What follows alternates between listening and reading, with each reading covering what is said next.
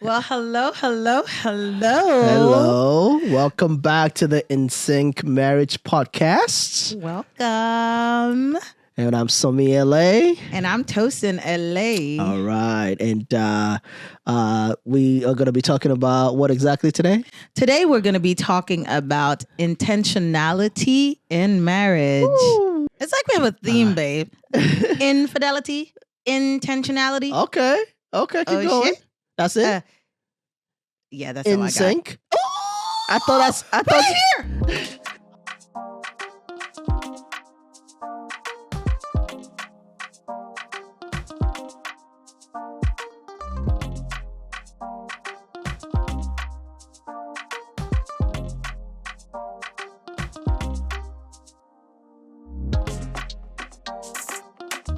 Yay. Yes. All right. So I think after last episode, one of the things we highlighted or realized that helped us through those tough years, pretty much about 7 years of our marriage, what helped us through was being very intentional. Yes, in our marriage. And for those who don't know what we're talking about, episode 3, we had discussed some infidelity that happened earlier on in our marriage. How did we get out of the funk? So, and intentionality is the we word. were very intentional. So, yeah. And because we want to make sure that we don't miss anything, we took notes so that we can give you practical pointers on how to be intentional with your marriage. Tosin is a science student, if you guys don't know. Yeah, I actually was a science student. I am a science student.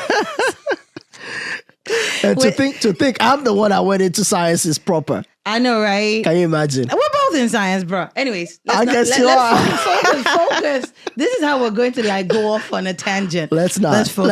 All right. So here's the thing. One of the things the way I view marriage is that marriage is like a garden. Ooh. Yeah. Explain. And, with a garden, you have to nurture it. Yes. You have to water it. You have to plant seeds. You have to harvest. Okay. If you don't do any of those things, you're going to invite weeds into your garden.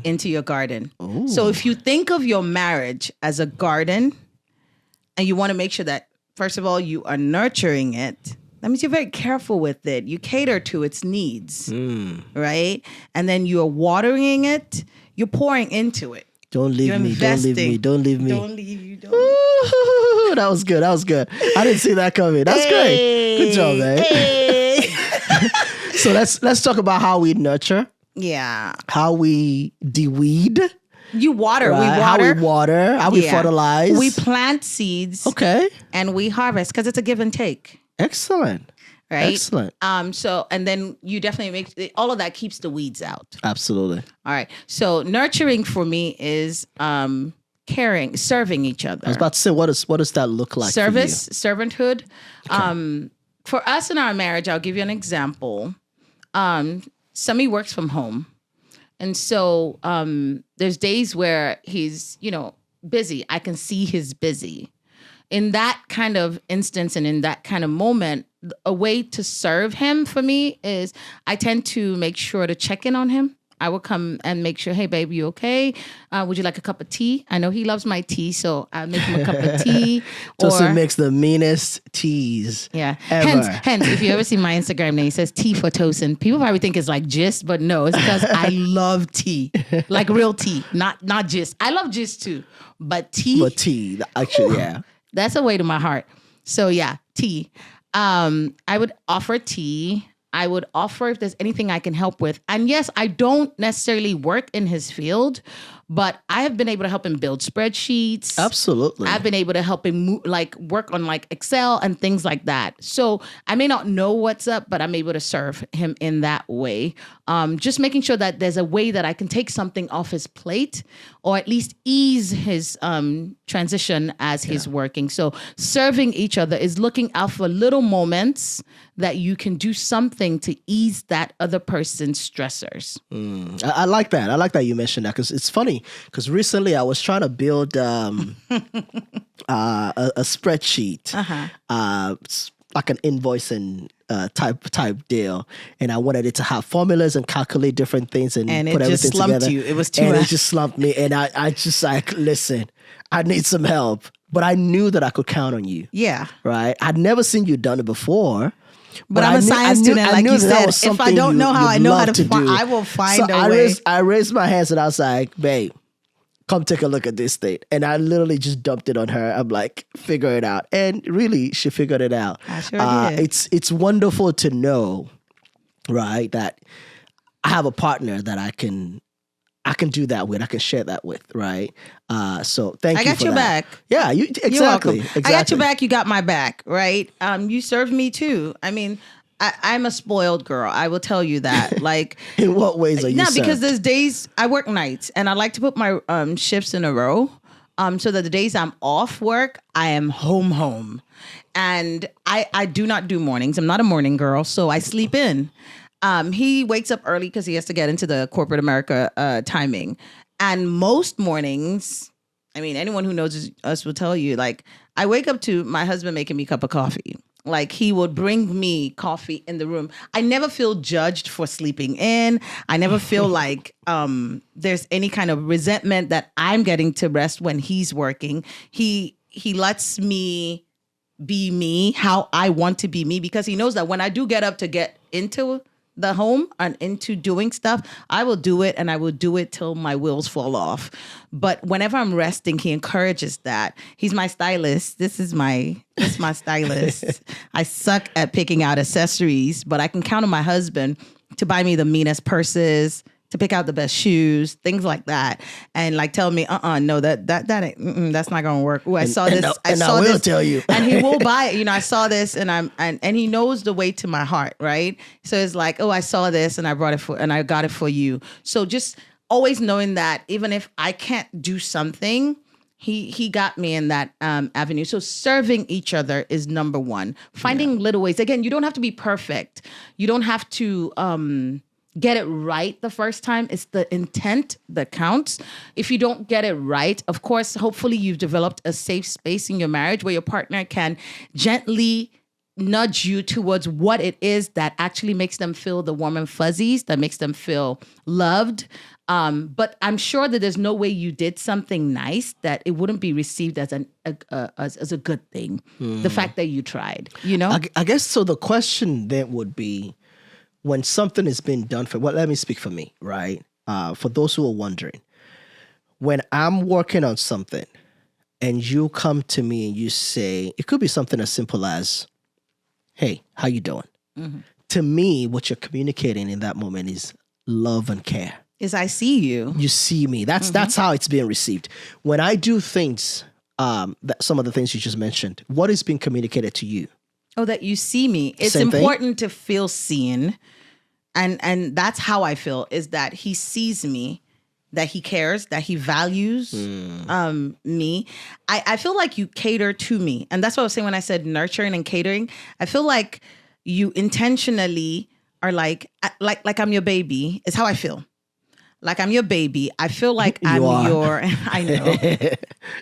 I feel like I am your, like a little glass porcelain vase that you are very careful and gentle with. I will tell you something, and this is not to brag or anything. He has never, ever raised his voice at me in our 22 years together. Never. Now, have I raised my voice? Yes. Now that you say it that way, that's a little... You're gentle with me, and I appreciate that. That I need that because I'm a toughie, I'm a firecracker. Yeah.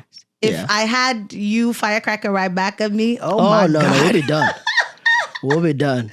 So you can't match I feel like fire you're for fire. intentional to be to bring my heat down, to cool my heat down. Right. And over the years, I have learned to just stay warm instead of hot. And I think that's the good part about what you just said, is that naturally you're type A. Mm-hmm. You're always going at 120 miles per hour, right? So even when we get in arguments or whatever, my tone never matches that. Never. And over time, what's happened is you have found a way to present yourself Because I think we said it before. I Yeah. told you, once you start yelling, I've left the room. You're done. I'm there, but I'm not in the room. You're not So listening you're not talking to anymore. me. So if you want to talk to me, meet me at a tone where I can understand. And I Yeah. think, that's great. I'm glad And yeah, you in the mentioned beginning that. of our marriage, I will yell, I will throw things. I was Oh, yeah. volatile. Oh, yeah. I was volatile. She threw a remote control one time and smashed that broke thing on the it. wall. I was like, I'm Lord not have proud, mercy. I am not proud of it, but I'm grateful that he never matched me with that same energy. I'm not saying you should go and be volatile. I don't know Please. who you're married to. Please don't throw anything. I was younger, I was immature, and I did some immature things. But he always stayed even keel. And what I appreciate is over the years, I had to come down because he was not matching me fire for fire. So I finally not just gonna had to happen. like taper down till I could finally see his eyes actually like be present Lock in. in the conversation. Because once I'm like up there, he's not even there. But so that's one intention. You were very intentional about staying that way until I met you there. Right. And I have met you there, and now we're enjoying the bliss of that, what Right. that looks like, that looks to be able like. to have conversations and not argue. Like, it's a conversation. We'll Yeah. we'll figure it out, one And way or what's, another. what's funny to me is, these days I hear a lot of conversations about this. What's that word that people use a lot when they say what they're looking for in people? Are we talking about? They said they want an emotionally intelligent man. And that to me, Sorry, And you I- don't use that word. That word for me. yeah. I share with Tosi. I said We do most, not. We do most not people like that want word. an emotionally intelligent man, when you see one, You won't recognize them, would you? you can't stand him. Yeah. An emotionally intelligent man, similar to what Tosin just described, it's not someone who's going to raise their voice. Nope. It's not someone who's going to match you word for word. It's someone who's going to. They understand themselves. They understand themselves. If you're at war And with so the yourself, way they present is probably very different from what you're used to. yes. So we hear a lot of people saying emotionally intelligent. I'm like, if you see one, can you actually handle him? Yeah. Or can you handle her? Because that presentation is not the norm. Yeah. And for example, in this situation where I feel some people would have checked out and just said that this was somebody who was not, this person's not present in the marriage. And yes, we've had that situation at different points in our marriage those where we talked conversations. about the conversations about being present.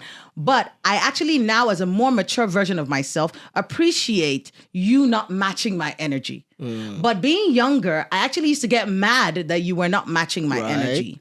Because I wanted you to fight for this. Let's talk about it. Let's. Yeah, I can talk, but As I've talking gotten doesn't older, mean fighting. I'm like, yeah, no. I'm glad you did it because you grew me in that process. Right. I grew. You nurtured me until I grew into now the plant that you are experiencing, the flower that Beautiful. you are actually Beautiful. benefiting from. So going back to our garden reference, yeah, we talked about being intentional about nurturing, which is, catering to your partner, serving them, and not seeing it as mumu. I think a lot of times people see serving your partner as you being a weaker one. Whereas, and I wrote down the Bible passage, so I want to reference that. It is Galatians chapter 5, verse 13. And I don't know if we'll be able to put it on the screen, so we'll probably put it on the screen.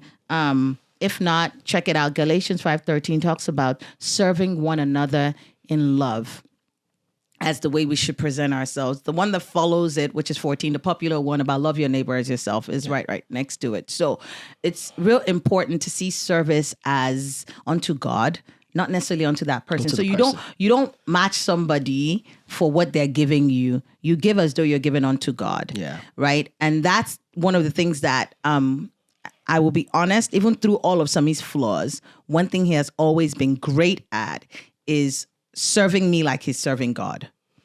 I've always felt like he was fully given, like he's given it to God, not because of me, because I knew that I really didn't deserve half of the things he was doing or giving to me.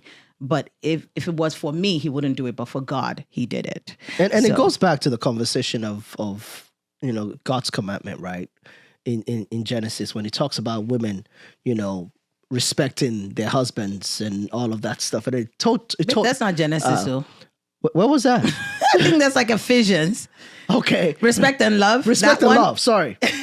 Genesis is when he said, be fruitful and multiply. He told you to come be multiplying. So talking about women respecting, right? Yeah. Men, our job is to love, like Christ loved the church. Yes. That he gave his life for the church, right? So if that's truly the case, what does that really look like? It's that when things get heated, I'm not there to, again, what are we arguing about? What is the end goal? What is the result? You always say that. Right? Yeah. If the conversation is for us to resolve it, then there's no need for matching of energy. Yeah. I need to start thinking from the very beginning of that conversation, what is the end goal? what is the end goal and how do we resolve it? And you've taught me that. Yeah. You have taught me that. What is the end goal? Because the way I used to fight was to scatter everything, just ruin it. We're fighting, so it's over.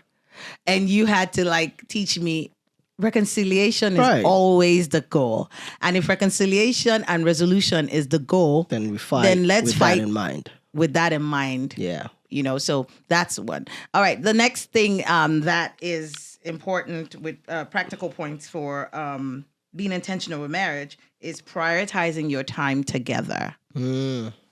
What does that look like for couples? A lot of, life is busy. A lot of couples. And the older we get, the busier it gets too. And the more the older your kids get, my days. If you think those of you that got like toddlers and little ones, and you think your life is busy right now, wait till they become teenagers. Yeah, they start playing sports. You're living your life based off of their calendar. Yeah, if you have kids like kids in the age group that ours are in, 14 and about to be 16. We're talking track meets, we're talking soccer, we're talking volleyball. Driving lessons, we're talking it's just tutoring. My days. Just a lot. Yeah. A lot you have to prepare for. So you do get busier. But if you've cultivated the habit of prioritizing your marriage from the beginning, you would always find like things are scheduled. Yeah.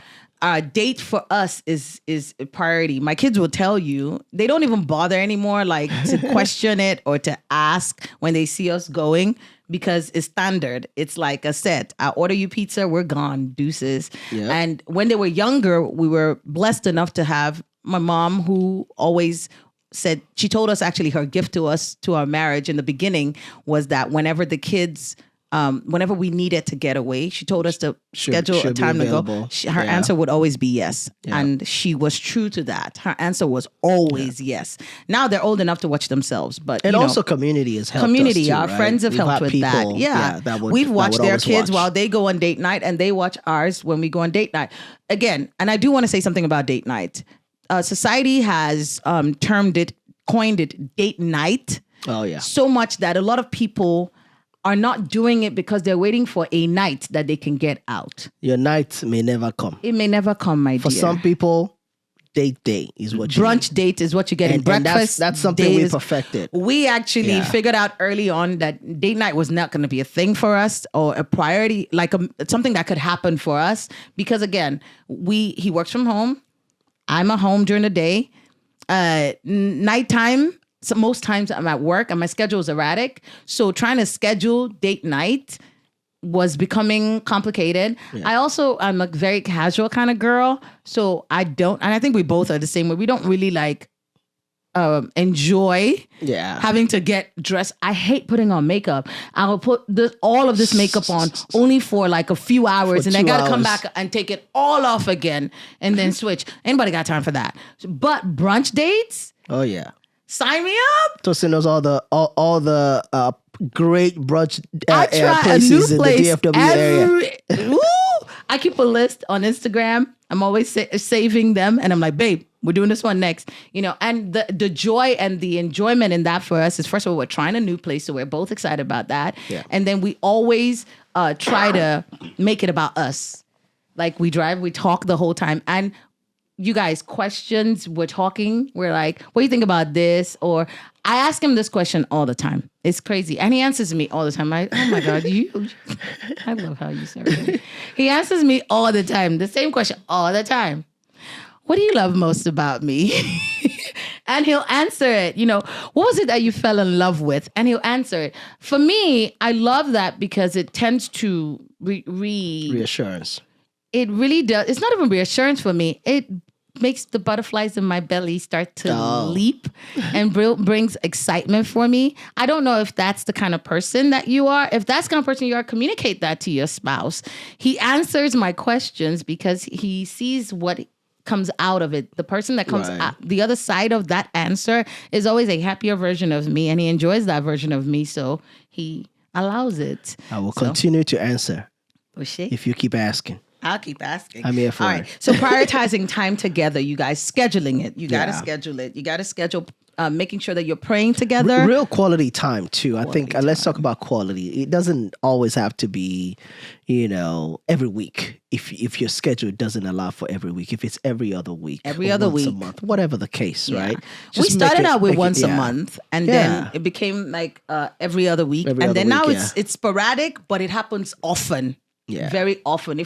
Sometimes he would just be like, you want to go to brunch? And it doesn't have to be costly too. It doesn't, again, I think when we think about quality time, a lot of people attribute that to money and resources. Brunch is cheaper than dinner. A lot of times it's not that. Sometimes you just go on a walk, in the evening in your neighborhood, right? That's true. Nothing that costs you anything, just a time to just be alone and be away from the kids. And if you have little ones, you can put them to bed, sit on the back porch, pour yourself a drink, sit and talk before you go into the bedroom. You'll be shocked at what just clean, easy conversations will trigger in your bedroom for you. Ooh. Like talking. Not a non-sexual conversation, but just talking. We're not talking about finances. We're not talking about the kids' school, but just talking about each other. Yeah. I don't know about you, but for me, it brings them butterflies, and then butterflies show up very happy in the bedroom. They be flying. So try it, right? Prioritizing conversation, small moments of connection matter. Just make it small, start with something, and then build from there. All right, next thing, communicating with purpose. We may have already said that. Covered that a little bit. That was actively listening to your spouse and going beyond logistics and discussing dreams and struggles. One thing you taught me in active listening is that initially the male mind is always logical. Well, in most cases, right? And so when you're talking to me, what I've realized is immediately I go into solution mode. Yeah, you used to do right? that. I used to do that a lot, where once you start talking, I'm thinking, response, answer, keep it pushing, on to the next thing, right? But I'm learning to slow it down, and actually, sometimes I would even ask you, do you want a solution? Or do you just want me to listen? You just want someone to just vent to.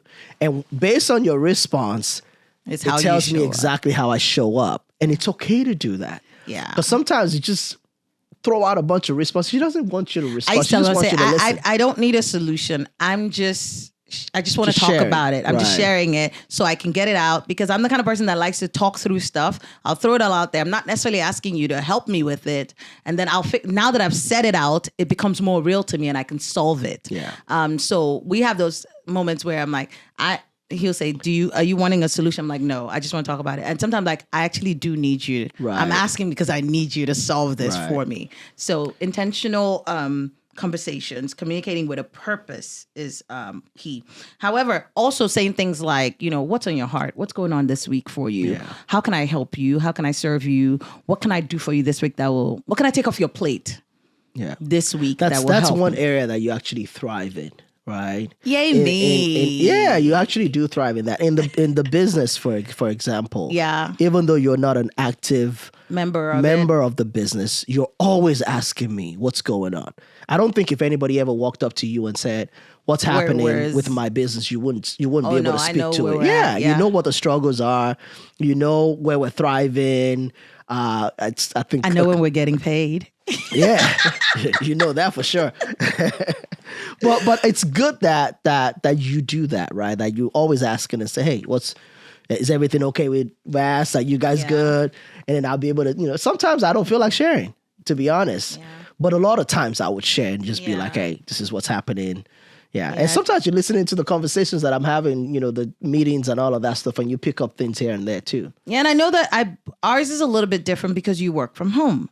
Right. And I'm home during the day sometimes. That might not be the dynamic of your relationship, but just taking out a moment to care about the things that your partner cares about. Yeah. You may not necessarily go all the way and make it your new hobby or start doing that because that's what they do. Nobody's asking that. We're asking you to still be your individual self, but asking, everybody wants to feel like they're relevant in life. Everybody. So when the Bible says to become one, everything that concerns him concerns me now, and everything that concerns me concerns him. So it's important for you to take a moment, even if it's weekly, at the beginning of every week, to say, hey, just checking in. How's your week this week? Yeah. I know he's traveling on certain days. I know already what's going on. Oh, a family calendar if you're married. If you don't have a family calendar, we struggled in the beginning. I struggled in the beginning. Because I've always been a planner, So I've always had a calendar, and I'm raising my kids to have calendars. I'm teaching them to have calendars. I'm teaching them whenever there's something that concerns them, they have an event or anything. Let's put it on the calendar. I put it on the calendar and I invite their personal email. So it shows up on their calendar, and I'm forcing them to say, I'm like, did you look? Was it on your calendar? I'm teaching them because in corporate America, you're going to be expected to have a calendar and to understand your calendar. You Just can't in say, life in general. You can't say I even didn't if, even know. if you never go into corporate America. Yeah, you can't double book or double commit business and to everything. things. So it's important. When my husband's accepting a commitment, he's looking to see what is on my calendar. Is it going to clash with Our personal something? calendars are synced to the joint family calendar. Yeah. So you can see, and they're color. I'm an extra. It's You color should see our coded. family calendar. It's scary. My calendar is color coded. It's good. It's good though. But it's good I'm, though. I'm used to it now. It has reduced a lot of arguments. Yes. It has reduced a lot of friction. It has made a lot of things easier. Yeah. So if you don't have that, if you know me, I'm happy to share on how we did it. Maybe I'll do a how-to on Instagram. I don't know. Maybe it's something you need. If not, let me know. But we can do that. Talking about how to build a family calendar, it really helps. It does help. To be intentional about things. Yeah, and it's one of those things that you wake up in the morning You can after check your it. devotional or whatever. You pretty much just go through it and say, "Hey, what's going on? What's going on today?" For everybody today, Yeah. you could see. I what's do it going on Sunday evenings, just to kind of have an idea of what's happening that week. Yeah. And you it's drop really the good ball too. less that way. You drop the ball less. So that's intentionality. This is a corporation. It's a garden, but it's also a corporation. He's the CEO preach. and I'm the CFO slash COO, right? So you got to run it like a corporation. It has its vision. It has its goals. It has its purpose. We know what God has called us to do as a couple. We have our individual roles in it, but we run it like a corporation with our fellow members and co-workers that live in this corporation. That don't work. That work for free. Oh, Jesus. And they never do their job. You got to remind them. Did you do the dishes? They'll get there. They'll get there. Did you take out the trash? Got to remind them over and over. But it's okay. As CEO, CFO slash COO, you got to run this thing like it's something that actually has a goal to commit to. So finally, our last pointer on here is being intentional about your spiritual growth. Ooh, I think that's very, very, very important. That's a big one. I need to jump into. I think for the men specifically, it's important to understand our role, that we are the priests of our homes, right? We're the ones that's supposed to uphold our families, right? We're supposed to be pastoring our home, right? And this is not something I've always excelled in, and I'm still, God is helping. You're doing better. But it's important to lead your family in the place of prayer. Yes. It's important to lead your family in place of worship, right? Devotional. In the place of devotionals, right? Finding devotionals that is age appropriate for the children, that they can learn from, Understand, right? That they yes. can connect to, right? Yeah. Understanding the language, even the language that they speak, discipling right? them, yeah. Right, discipling our children. We went through designing a discipleship program for our church, which I'm blessed to be the one that led that group. And during that process, I found material that was fantastic for the kids and led the kids. He trialed it out with the kiddos. Yeah, How many tried it out with weeks? the It was kids. how many weeks? Like I think 6-7 weeks. 6-7 Yeah. weeks. Every Sunday Every they'd be Sunday. at the dining table and he was And we will go through the whole discipling thing. them. And I mean, by no means are our kids perfect. They're not even close. Again, the Bible says, train up a child in the way they should grow, and when they're old, they will not depart from it. Absolutely. My prayer and our hope is that everything we're pouring into them will eventually bear fruit Manifest. when they become adults. Yeah. But when we say grow, prioritizing growing spiritually together, it's, there's some couples or situations where you see where one person, one spouse, is really focused on growing spiritually and neglecting the other one. The other one, you're like, yeah, he'll get there or she'll get there. And I'm like, what are you doing actively? The load is lighter when you're both growing. Carry. Hold their hand and take them with you. Nobody's saying you should bash a Bible over their head, but take them with you. Again, the fruits of the Spirit is a huge, I'm telling you, it's a big helper. You take each one and you exude that in your home and it will start to bear fruit. And expression too, right? Yeah. For the longest time, you expressed to me how you would like for me to do better in that department. Mm-hmm. I think you did a great job at that. But you said it in nice ways. It wasn't a fight. It was really, hey, babe, I'd like for you to, kind of lead us more in this area, right? And it took me a while, but I'm getting to the point where, hey, it's becoming more natural, to be able to do that. I think, again, guys, I want to encourage the men, right? Women, I think by default, there are always more women in the church than men. More prayer warriors and stuff like that, naturally. Yeah. So guys specifically, we have to do better. We have to challenge ourselves. Our sons need to see that. Our sons need to grow up around praying men. Praying fathers. Strong father figures. Yeah. I can't remember the name of the movie, but I absolutely was in love with it. The one... The Forge. The Forge. Maybe I'm a little late on that, but if you haven't seen it, go see it if you're a man. That was a good movie, yeah. That was an amazing movie, and it honestly challenged us in our home. So if you haven't seen it, I 100% recommend it. Yeah. Recommend it. All right, so here's our challenge to everybody this week. We're bringing it to an end now. Challenge for you this week: choose one way to be intentional this week. Okay, a date day, a brunch, a breakfast, date night, praying together, or just leaving a note or checking in with your spouse intentionally. Got to do one at least. You got to do one of those this week. Okay, and then I want to hear about it. Again, follow on Instagram and let's talk there during the week and stuff. Share your experiences with others because we overcome by the blood of the Lamb and by the word of our testimonies. You got to share with others. What we're doing right now is intentional about we want to overcome in life. So we're sharing our experiences with you so that you can also then turn around and share yours with others. Okay. All right. And as always, what do we want everybody to do at the end of this video? Like, comment, subscribe. Yep. In that order.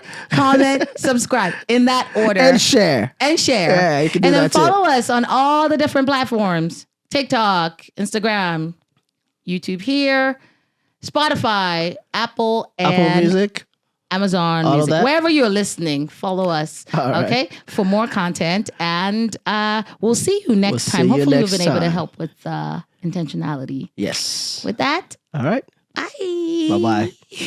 Bye-bye.